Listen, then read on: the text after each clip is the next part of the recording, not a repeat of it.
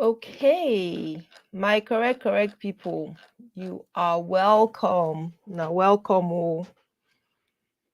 So, the health class video today. Me, I be Dr. Sylvia, original medical doctor wey dey for Bodo Yibo, where then they call UK. Now me bring una this class today, where we want talk about things where they concern heartbeat, where they very fast.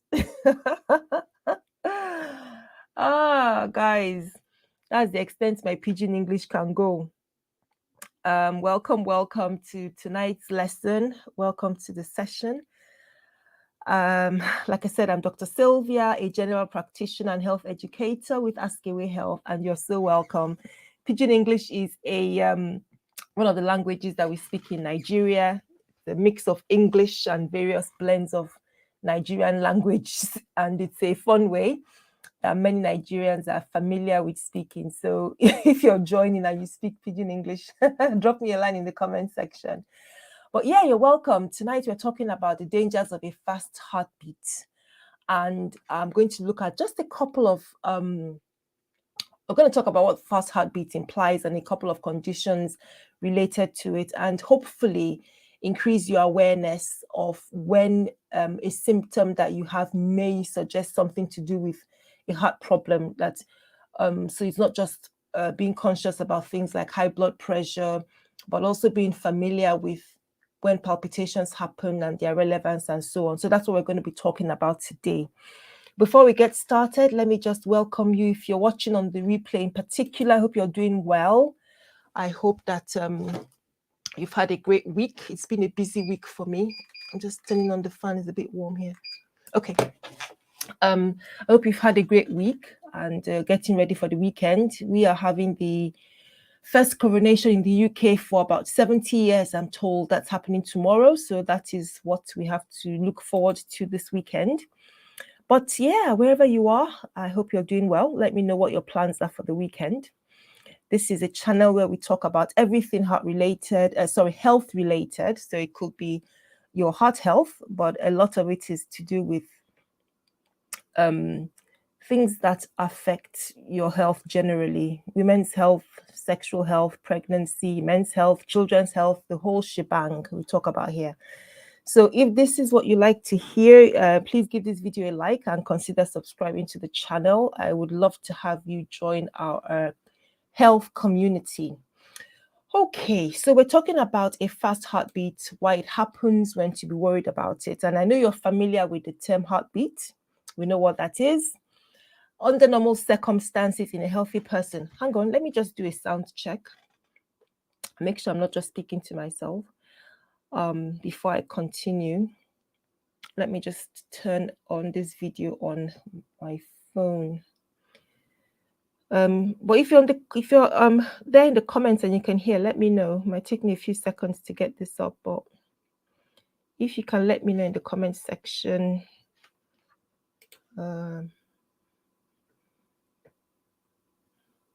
Oh yeah, we're good. Okay, fantastic. All right, let us proceed. So we're talking about the fast heartbeat. I know you're familiar with the term heartbeat. You know what it means. It refers to your pulse. Normally, and the person who is healthy, most healthy people, you don't feel or hear your heart beating. It's something that just happens naturally. We get on with our lives and our heart is beating away, but we're not conscious of it. But sometimes you can feel your heart beating fast or pounding. For example, after you've been doing a workout, you've been exercising, walking quickly, running to catch a bus or train or whatever. Or if you get a sudden surprise or shock, or if you become very anxious or frightened, these are events that can trigger some physiological changes in the body, amongst which is an increased heart rate. And that's a normal response to any of those kind of situations or stresses. Your body is responding to a change in circumstance, maybe a change in your environment, like when you're exercising. Your body needs to increase blood flow, right? Because your muscles are working harder, they need more oxygen. So we need blood to move quicker to deliver the oxygen the muscles need. So the heart is going to pump quicker and your heartbeat will go up. So all this is to help get more oxygen around your body to support the work that you're doing while you're exercising. when you are frightened or scared, or you receive a sudden shock, negative shock, or even any kind of sudden shock, your body goes into a what we call fight or flight mode, which you probably are familiar with that expression. But that again causes different things to happen in your body. Hormones are released, your brain sends different signals indicating that a lot of energy is about to be used or expended. It's your body's natural reaction. And when that happens, your muscles also contract. Your more blood is flowing to your tissues, your eyes get bigger, your pupils get bigger, your heart rate increases. So this is another situation for a normal, healthy person where your heart rate can go quicker. But today we are looking at illness-related heart rate, of fast heart rate, of course. So we're looking at a situation that is linked to ill health, where your heart rate increases. And this is a scenario where you're not exercising, you're not undergoing stress, but your heart rate becomes dangerously fast. Okay. But before I continue, hi, if you're just joining, drop me a comment, say hello in the comments. It would be great to hear from you. It's a lovely Friday evening where I am streaming from. The weather is a little bit warm, but it's nice and bright out there. I'd love to know what it's like where you are. So first of all, what is a normal heart rate? Let's establish that, and then we can think about, that will help us think about what we mean by dangerously fast, particularly for those of you guys who can check your pulse on your wrist, or you've got your Apple wristwatches or phones or whatever gadget that helps you to check your pulse. So your heart rate is the pace or frequency that your heart beats every minute. And it's the same as the pulse rate, as I've said. So if you place your fingers just underneath your wrist and you press gently, that's where you can feel, the easiest place you can feel your pulse, your heart rate. You can also feel it underneath your jaw. Underneath your jaw, if you place your fingers there as well, you can feel your heart beating, the carotid pulse. Now, being specific, for adults, the normal heart rate in somebody who is resting, who's relaxed, is between 60 to 100 beats per minute. Okay. Now, let's bear in mind that this heart rate or number can change from time to time. Okay. It can change from time to time. And apart from changing from time to time, it's also possible that it is different from one person to another, even amongst people who are healthy. So your heart rate can be different from the next person, even though we have a normal range. Not everybody's heart rate is not exactly the same number, so we have a big range there. And somebody who's healthy can have a heart rate of 65, and somebody else who's healthy can have a heart rate of 85. You get what I mean? So from one person to the next, the heart rate can vary and be within that normal range I've given you. And even within the same individual, your heart rate can go up and down depending on what you're doing. If you just take a quick trot to the toilet to ease yourself and come back and sit down, your heart rate might go up a little bit. If you go up or down the stairs, even if you're not running or exercising, just that change. Or if you're watching something on television, you change position, little things like that. So it's your heart rate or pulse is not a constant number that is always there. It just goes up and down. Okay, so that's about normal. Now, when we talk about a dangerous heart rate, it's a heart rate or pulse that can lead to severe illness or life-threatening problems. Now, mind you, it can be fast or can be slow. Okay, but unfortunately, neither of them is good. So you don't want a heart rate that is too fast, and you don't want one that is too slow. Both of these situations can be associated with serious health problems. But before we continue, mind you, the focus for today is on fast heart rate, but let's briefly talk about slow rates, okay?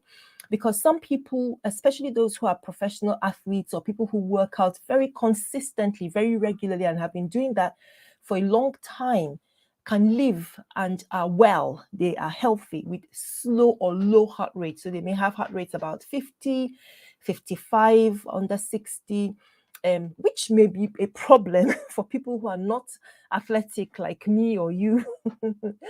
But for this category of people, their body has adapted to this over many years of training. They are regularly working out. So the muscles in their heart and in their limbs have reached a state where they function well, and they are well with a slower heart rate, okay? So that I'm just trying to establish that even with a normal heart rate, you can have some slight differences from person to person in an individual. And there are some heart rates that are a little bit lower than the so-called normal, which happens in people like athletes. So when you're looking at heart rates, please, or when you're thinking about it, please be advised that it's always good to have it in context, to think about it in context and not just assume. Speak to somebody if you're not clear about what a particular figure is. Don't just assume. There may be other things that you need to take into consideration when we're trying to interpret a heart rate. So let's go into this today, what we're talking about, dangerous or fast heart rate. And I've said this is when the heart beats too quickly when you're at rest, and could indicate a life-threatening or severe condition or problem. Okay, if you're just joining the stream, you are very much welcome. Thank you for joining. We are talking about dangers of a fast heart rate, and this applies to anybody of any age, because heart disease is not limited to older people or to men or to women. It can apply in any condition, and I want to just set the stage, and then we'll talk about some of the common illness related, or one of the most common ones that I really want to address that I don't think as many people are aware of as they should be. But there's some conditions that that can make the heartbeat faster. One of the common ones is an infection, and like I said, it can affect anybody at any age. Kids can get infection. Older people, young people, and everybody in between can get an infection. And when you have an infection, you may develop a fever or high temperature, because that is the nature of whatever germ or bug is causing the infection. They might release material that provokes or triggers your immune system, and a fever happens. Now, when you have a fever, the metabolism in your body has increased. Your cells are working harder. More and more energy is being released or used. So your tissues will need more oxygen. The heart will pump faster to make this happen. You breathe faster, and of course your heart beats faster. So when you have a temperature, you can expect that your heart rate will go up. Okay, so that's one condition where your heart rate will go up. Another condition where your heart rate could increase is known as anemia. Anemia, that's another condition where your heart rate could increase. Okay.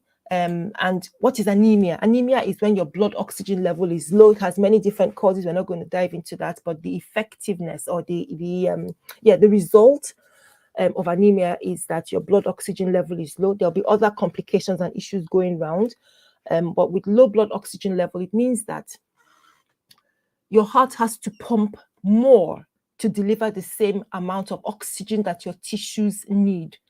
So because you're anemic, because your blood doesn't contain enough oxygen to serve your cells, the heart has to compensate, because your cells or your tissues demand a particular amount of oxygen to work.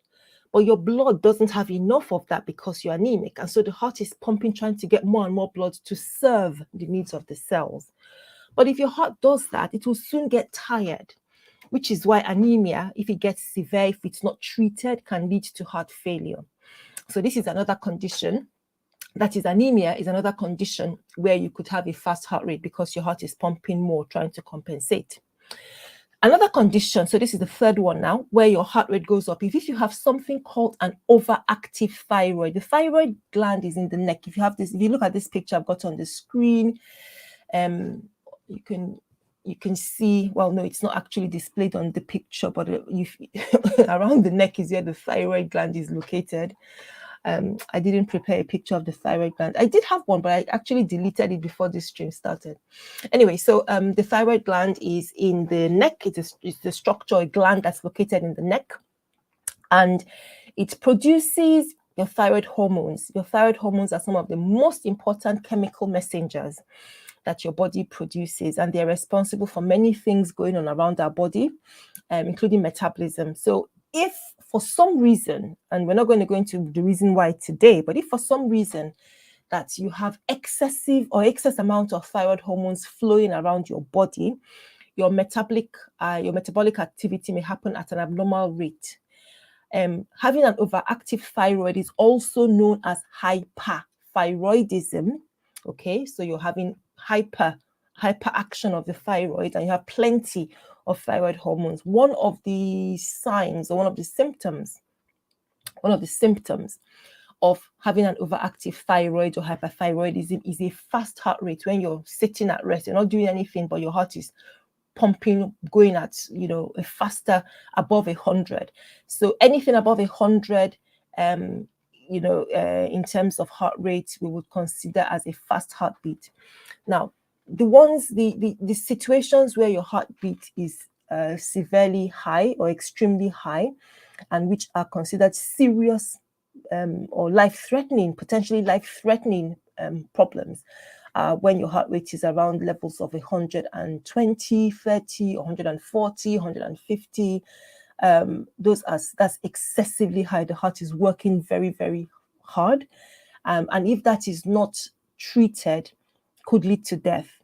Okay, so when we talk about pulse, a heart rate being above 100, if it's 101, 102, and it comes down, remember I said at the beginning that the heart rate goes up and down. So that might suggest that the heart rate might go up a little bit more, but I would not be as worried about a heart rate of 101 compared to a heart rate of 150. So just so you're putting it in context, both of them are above the 100, but you expect potentially life-threatening problems with a heart rate that is closer to 140, 150. So that brings me to the one what I really want to talk about today, the cause I really want to talk about today, which is atrial fibrillation. It is one of the most common causes of an abnormally fast heart rate, and the heart rate is also irregular. I don't know if you've heard of atrial fibrillation before. If you have, let me know in the comments, or if you've got any questions around it, or if you're watching on the replay, tell me about it. In atrial fibrillation, the electrical wiring in the heart is at fault.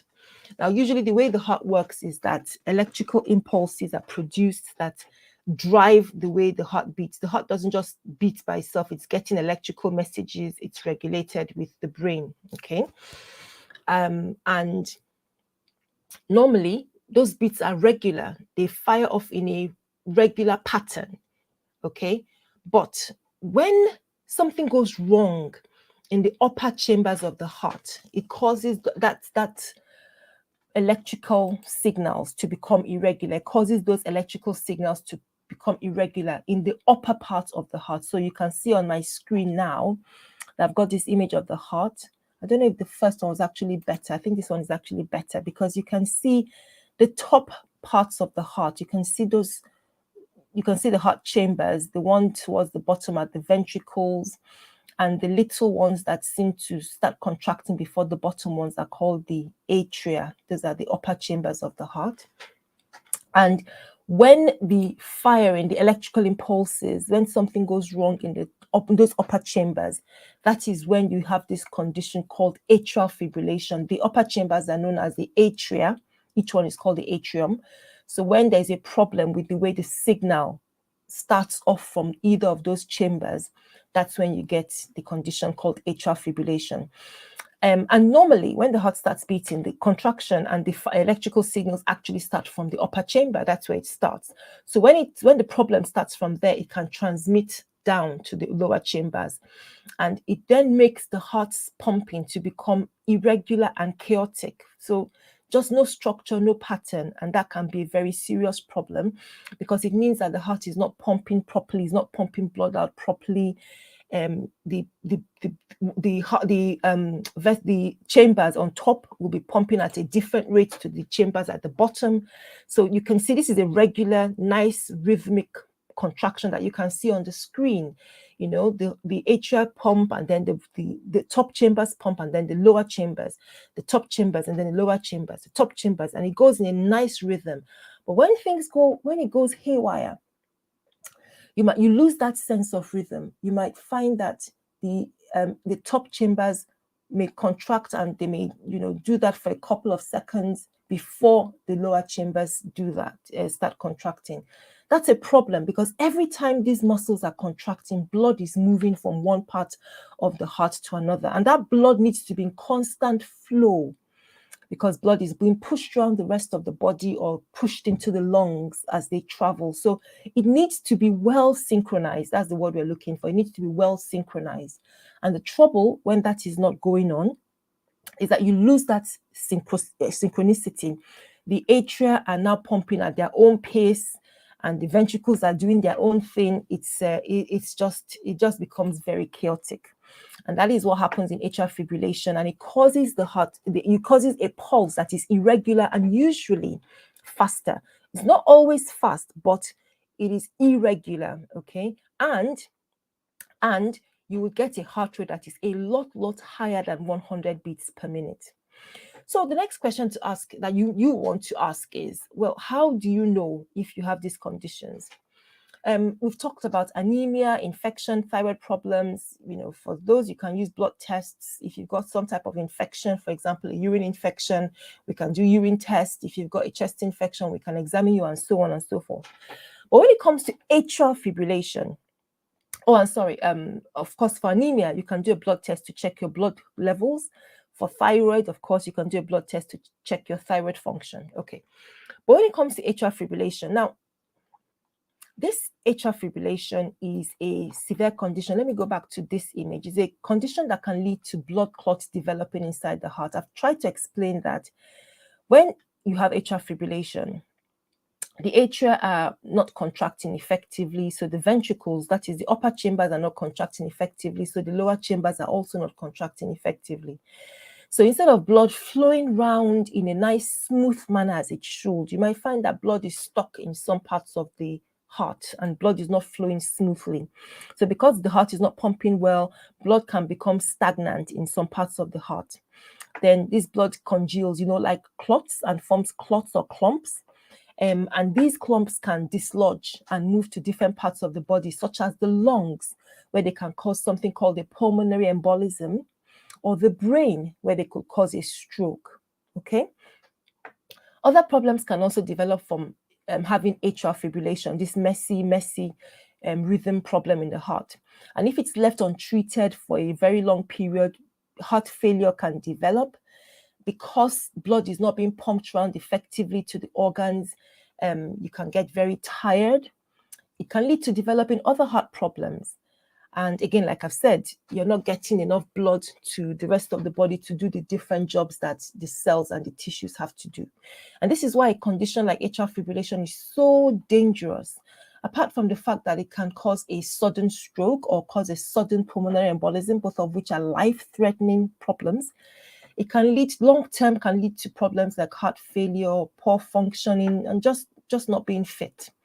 So it's important that you don't ignore it. It's important that if it's present, it is treated. It needs to be assessed. One of the ways that we can detect it is from an irregular pulse. Yes, just a simple examination. So somebody checking your pulse or somebody listening to your heart, that is a simple way that we can detect atrial fibrillation. Other ways are by doing an electrocardiogram, which is also known as an ECG or an EKG, depending on where you are based. And that's when you have the rhythm of the heart is measured by placing stickers on the front of your chest. For those of you who've had ECGs before, you know how it works. And then we take a trace of the action of your heart, and that can show us whether your atria, those upper chambers, are firing or contracting in a regular fashion or not.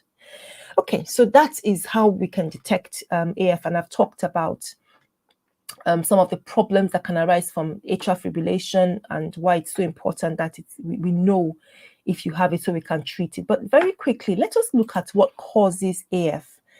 And I just want to talk a little bit about this chart I've got here. This is some of the causes of atrial fibrillation, which I think you'll be able to see clearly. Let me just remove my tick at the bottom. So there's so many different causes of atrial fibrillation. I'll leave this on while I just try and talk through them. It can run in families. So it may be that if your parent or relative has atrial fibrillation, please watch out because it could be inherited. It could run in the family. Of course, the major reason that a person has AF is because there's some damage or abnormality to the structure of the heart.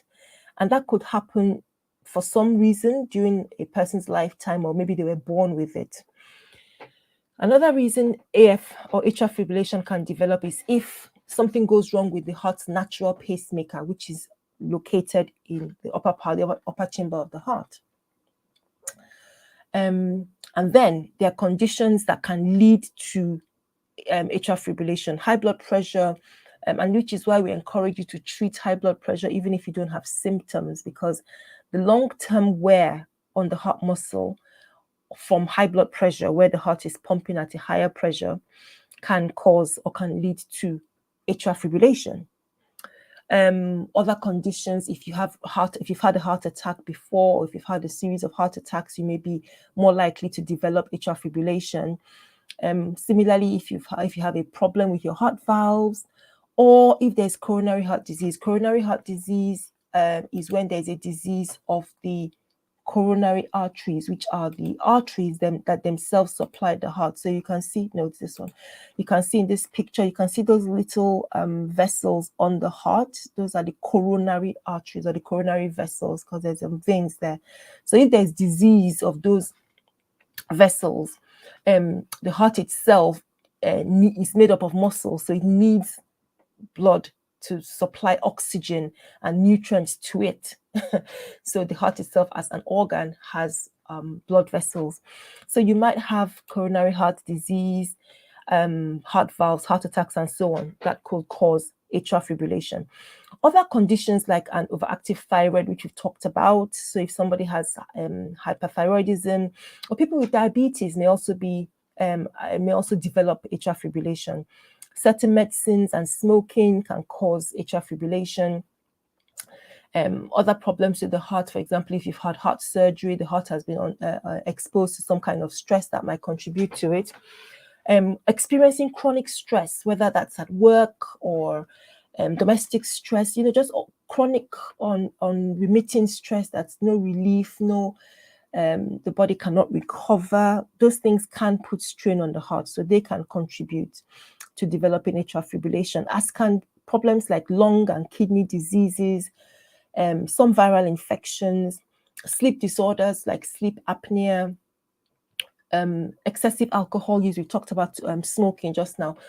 Taking alcohol could also have that kind of effect on the heart, and being overweight. Okay, so these are some of the causes of developing a fast heartbeat. So please look at this very carefully, okay? Look at them very carefully, because don't imagine that you're well and you're young and nothing can go wrong with your heart. Look at these things. High blood pressure is something that is increasingly common in young people, particularly of African or Afro-Caribbean origin. Stress is something that many of us are under. Today is a very fast-paced world. We are living very, very busy lives.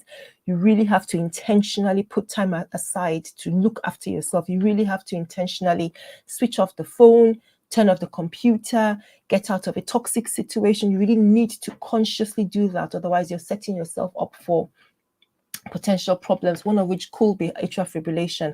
And this thing knows no respecter. Believe me, knows no respecter of age. People with, I've talked about people with diabetes, people who develop lung and kidney problems. And by the way, we did a live stream on kidney diseases and kidney failure. We're looking at how to reduce the risk of developing kidney failure after 50, but a lot of the reasons I talked about apply to people of any age. So we talked about that as well. We talked being overweight, consuming alcohol, certain medications, smoking. There's so many things that a person in their 20s or 30s can avoid to reduce the risk of developing atrial fibrillation in the future. So please, let's pay attention to this list. So, yes, I've said that it doesn't respect persons, but to be fair, the older you are, the higher the risk of developing atrial fibrillation. If you have uncontrolled high blood pressure, so if your blood pressure, either your medication isn't right, or you do not take medication, or you ignore the need to take medication because you feel well, I think we should be well past that what do I call it now?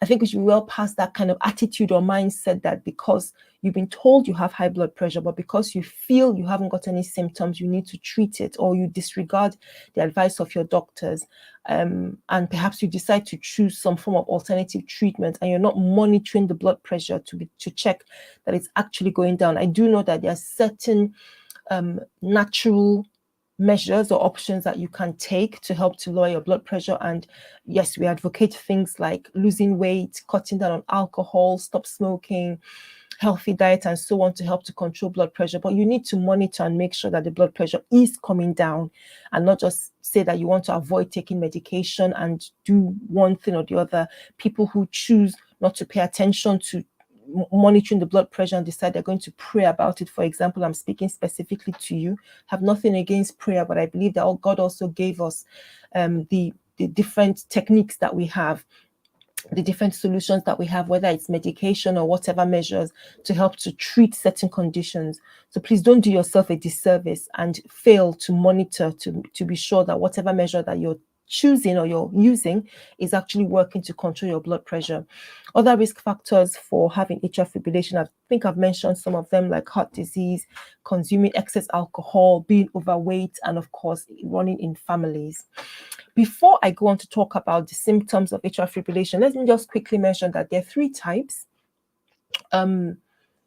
Why are they important? They're important in terms of treatment. So there's the episodic one that lasts maybe a few minutes, or maybe up to a few hours. They can start and stop. So something may just trigger in a person and they just go into atrial fibrillation.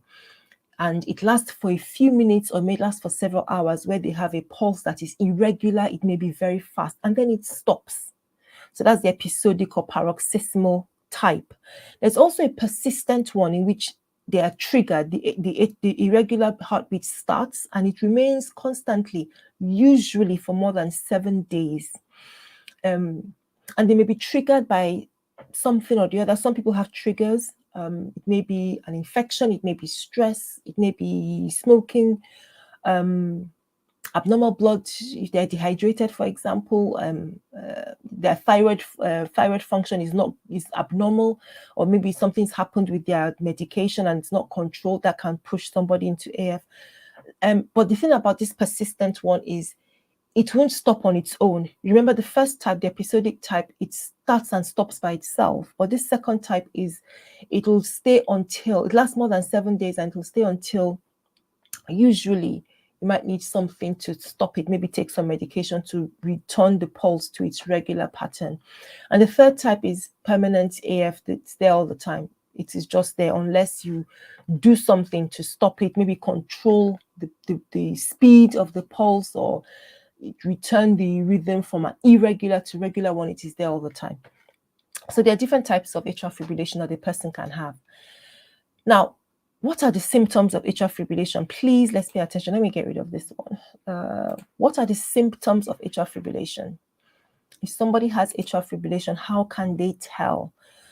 Now, first of all, let me break your heart and tell you that sometimes it doesn't have any sign, okay? This is a condition that I've told you how serious it can be. I've told you how dangerous it can be, because it could lead to strokes. It could lead to pulmonary embolism. It could lead to heart failure. So it's a very serious condition, and it affects the older a person is, the more likely they are to get it. And if they've had bad uncontrolled high blood pressure, if they're diabetic, if they've got somebody who's had it in the family, they may develop it. So if you're in this category, please pay attention. Sometimes it has no signs, okay? And we may just detect it when you come for something unrelated. That is, you're being treated for, you've come for a wellness check. Maybe you've come for a job physical, and we're just checking your blood pressure and we find that the pulse is very fast, or for some other reason the doctor is checking you over, they're listening to your heart or checking your pulse, and they find the pulse is not regular. So sometimes that's how it's picked up, but you didn't have any symptoms. So that's one category. The next category is that you have symptoms, and the symptoms are things like palpitations. So that is the experience, the feeling of your heart beating in a way that is not usual. The fact that you can even perceive your heart beating when you're at rest, that is unusual. Remember at the beginning we said that normally we don't feel our heart beating. It's doing its business and we are doing something else. But sometimes you feel your heart is pounding, it's fluttering. So let's pay attention to this. Your heart is pounding. So you can hear it very loudly in your ears, or you can feel your heart pounding in your chest. Or some people say they feel as if it's fluttering in their chest. They feel a fluttering sensation in their chest. Or some people can actually feel that the beat is different. Some people are sensitive. Some of us actually, we've got our Apple watches or Apple devices. And some people are actually clued in when they're doing their exercise or working out to checking their pulse, or they can tell that this beat is not regular. And it may last a few seconds or a few minutes, depending on the type of AF. So you may pick that issue, you may pick that change up about the way your heart is beating. And if you do, please don't ignore it. The next symptom is that your heart rate is fast. Now, palpitations can happen with fast heart rate. Yes, they can happen, the same time, but it's possible that you have palpitations and the rhythm is irregular, but it's not fast. So just having a fast heart rate, and I'm talking about a heart rate that is very fast. I'm not talking about something that is 102 beats per minute. I mean 150, 140, 160 and above. The next symptom that you could have is dizziness, feeling dizzy, also feeling short of breath or feeling tired, unduly tired, not just, I've had a tough day at work and I'm tired. No, this is hardly done anything, so why am I tired kind of feeling. If you experience any of these symptoms, please speak to a doctor. Now, all the different causes I've touched today for fast heart rate are treatable. For example, infections that cause fast heart rate and fever, they can be managed. Abnormal thyroid levels can be treated. Anemia, depending on the cause, can be treated. So can atrial fibrillation. We have different treatments and they can include medication. Medication can be either those that can reverse the irregular rhythm, make it regular, or that can reduce the rate, make it less, reduce the, what's the word I'm looking for? Reduce the speed of the heart rate. So bring it down from 150 or 120, bring it down to a level between 60 and 100. And we have medication that's the anticoagulant medication, which are important because remember I told you that because of the chaotic pumping or beating of the heart, blood can sometimes flow sluggishly and then form clots, and that can lead to blood clots going into the lungs or the brain. So some of the medication that you have with atrial fibrillation includes blood thinning medicines or anticoagulant medicines to prevent that from happening. Another treatment measure is known as ablation therapy, which is when wires are passed into the heart, usually from around your leg or groin area.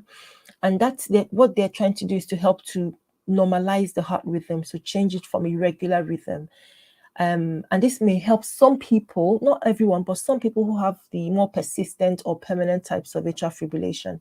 And if you have ablation, sometimes you may also still need to take medication just to make sure that your risks of any complications are reduced. And yet another procedure that you can have, and there are other procedures that you can have with atrial fibrillation. And it's important to consider, to speak with your doctor. You could have a pacemaker put in place, which is when you have a little device that's placed in the upper chamber. Because remember, when we're talking about the causes, we mentioned that the natural pacemaker may be faulty. So you could have an artificial pacemaker implanted into the upper chamber, and that pacemaker will now be firing, will now be creating the electrical signals, rather than trying to rely on your own natural pacemaker that is faulty. So this would be a permanent pacemaker that will control your heart rhythm for the rest of your life. And so many people have had this condition, have had this pacemaker inserted, and it has been proven very valuable for people with atrial fibrillation. I'm not saying it doesn't have its risks, it does have risks, but it is it's one of those brilliant breakthroughs in medicine that allows people to live longer lives, simply because you're able to override the heart's natural mechanism, which is now faulty. But the pacemaker and ablation can be done, and then all you need to do is have the battery of the pacemaker changed. I think it's usually every 10 years or so. It varies. But that then helps your heart. What it does essentially is helps your heart beat normally, gives your heart a normal pumping rhythm. Okay, so those are some of the different solutions to atrial fibrillation. You would have to discuss at length with your cardiologist to choose whichever best applies to you, depending on your type of AF, depending on your any other medical problems that you have, how fit you are for any of these procedures, and so on. But is there anything else that you can do to help yourself if you find that you have this condition?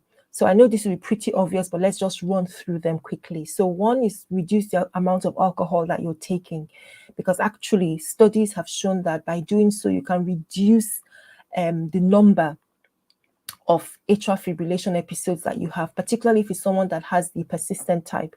If you drink less, you have fewer episodes, and they are less severe. They're not as potentially life-threatening.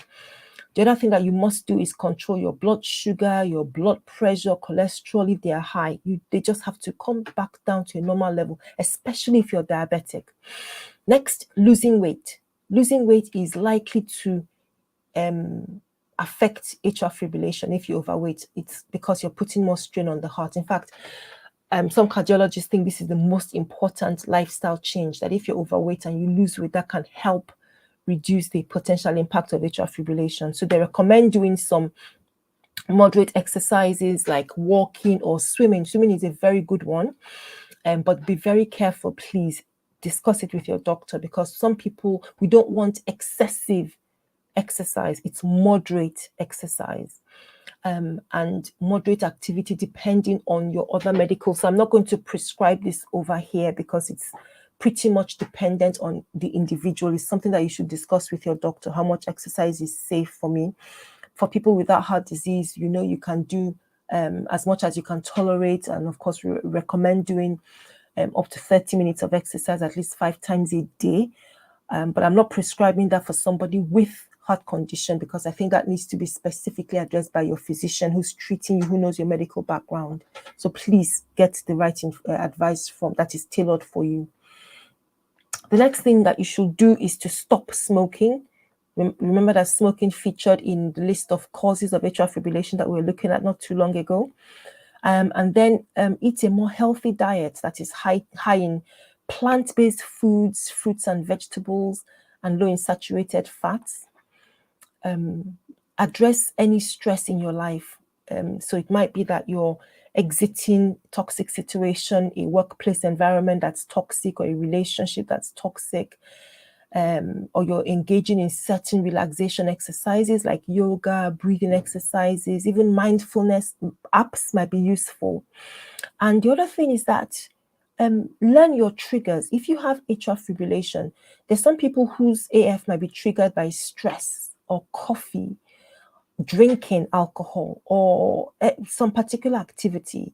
If they go walking uphill for a prolonged period of time, then it might trigger them. They might get an attack. So it may be somebody who gets the first type, the episodic or paroxysmal one, and they go and do some exercise that might trigger them. And then, like I said earlier, having atrial fibrillation, sometimes it might be triggered by a chest infection, or if somebody has a very high thyroid level, it's not controlled. So it's important to be aware of some of these things, aware of the things that you could do, the things that you should be aware of to guide you away from atrial fibrillation, to guide you away from possible complications. Okay, so I think I've covered everything on my list. My goal today was to make sure I addressed some of the very common causes of a fast heart rate and the danger of leaving it untreated. And I really wanted to explain to you what atrial fibrillation is, how it can be a silent killer. While it happens in older people, it could affect much younger people as well, particularly if they have problems like diabetes or high blood pressure, thyroid problems like we've seen. Watch out for symptoms like palpitations, don't ignore them, dizziness, feeling short of breath. when you're at rest. Undue tiredness, please be conscious of them, especially if you have a family history. Okay. All right, guys. Thank you for listening. I hope this has been helpful. And if you're watching this on the replay and you have questions, please send a question on my website. Send your question using our email health information service. I will put the link in the description for this video, or if you go to the website www.askawayhealth.org and scroll down to the midsection where you can ask, you see the tab for ask a question underneath my face on this site. Click that button, it takes you to the email health information service page where you can enter your question and we will respond to it and provide you the information that you need. So I am done and dusted for this evening. I'm just going to go and relax now, working later tonight and hopefully having a quiet weekend, watching the coronation and seeing how history, watching history happen. But I hope you guys are well. I hope you guys have a good weekend, and I hope that you'll join us with another live stream next Friday, or a published video, which I think will be coming out on Thursday as well.